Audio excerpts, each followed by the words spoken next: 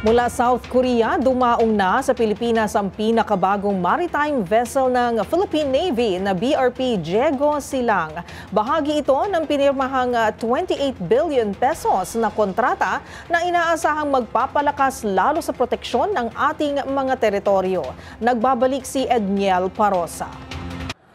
Nasa bansa na ang bagong barko ng hukbong dagat ng Pilipinas na tatawaging BRP Diego Silang.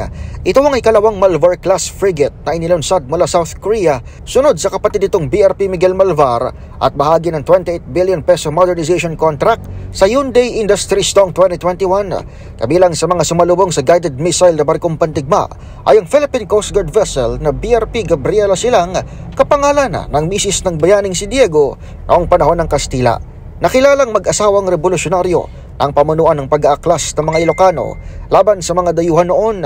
Ayon sa Philippine Navy, simbolismo ito ng pagkakaisa ng Navy at Coast Guard para gawin ang mandatong protektahan ng teritoryo ng kapuluan.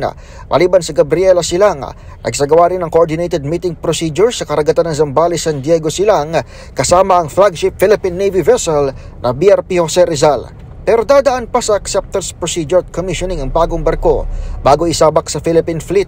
Mas malalaki ang Malvar-class frigate gaya ng Diego Silang kaysa naunang Jose Rizal class.